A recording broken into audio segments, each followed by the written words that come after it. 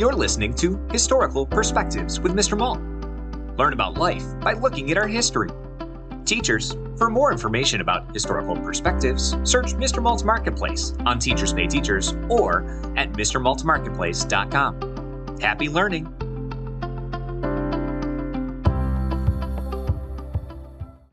The Chocolate Bunny Shop. The little bell on the shop door jingled as 9-year-old Henry pushed it open. "Good morning, Grandma Lucy," he called out. His voice was full of excitement. The smell of sweet chocolate filled the air, and the shelves were lined with shiny candies and chocolate eggs and animal-shaped treats. "Good morning, Henry," Grandma Lucy replied as she came out from the back room. She wore her white apron, smudged with chocolate, and a big smile. "Are you ready to help me today?" Henry nodded eagerly. Every spring, her chocolate shop became the busiest place in town. It was 1915, and people from all over came to buy her famous chocolate bunnies for Easter. They weren't like other candies. Each one was made by hand with love and care. Henry washed his hands and stood on a wooden stool so he could reach the counter. Grandma Lucy placed a bunny-shaped mold in front of him. The mold was made of 2 metal pieces that fit together like a puzzle. "First, we take the melted chocolate," Grandma Lucy said, as she carefully poured some warm, liquid chocolate into the mold. The chocolate smelled rich and delicious. Henry watched as she made sure it spread around evenly. "Why are the bunnies hollow?" he asked, noticing there wasn't much chocolate going into the mold. "The hollow bunnies are lighter, easier to eat, and they don't break as easily when you carry them home." Grandma Lucy explained all of this with a wink. Next came Henry's favorite part. They gently turned the mold back and forth, making sure the chocolate coated every side of the bunny.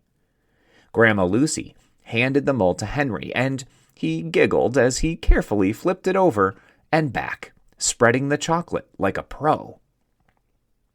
While they worked, the shop bell jingled again. A tall man came in wearing a bowler hat. "Good day, Miss Lucy," he said. "I need a special bunny for my daughter's birthday. The biggest one you can make." Grandma Lucy chuckled. "Well, we do have that extra large mold in the back," she said. She and Henry got right to work on the giant chocolate bunny. Henry's eyes grew wide when he saw the enormous mold. "It's bigger than my head," he exclaimed.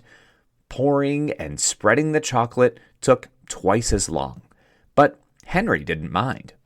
He loved imagining how happy the girl would be when she saw the giant bunny. After the chocolate cooled, Grandma Lucy carefully removed the mold. The bunny popped out perfectly. She tied a bright yellow ribbon around its neck and placed it in a box decorated with flowers. By the end of the day, Henry was tired, but happy. They had made dozens of chocolate bunnies, from tiny ones that fit in your hand to the giant ribbon-wrapped bunny for the man in the bowler hat.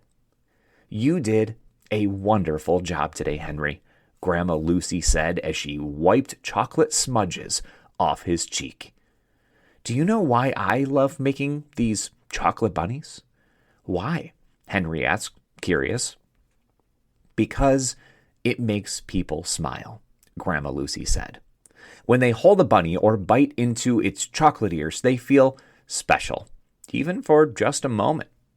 That's what Easter candy is all about, sharing joy." Henry grinned. "I think I want to make chocolate bunnies forever," he said.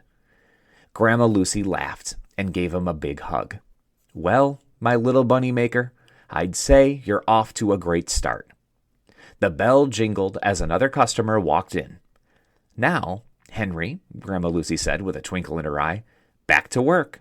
And with that, Henry jumped off his stool, ready to help spread more joy, one chocolate bunny at a time. Thanks for listening to this Historical Perspective. If you enjoyed this episode, be sure to subscribe. Also, search for Historical Perspectives on Teachers Pay Teachers to learn more about other topics, such as the Golden Gate Bridge, Henry Ford, schools in the early 1900s, and so much more. Happy learning!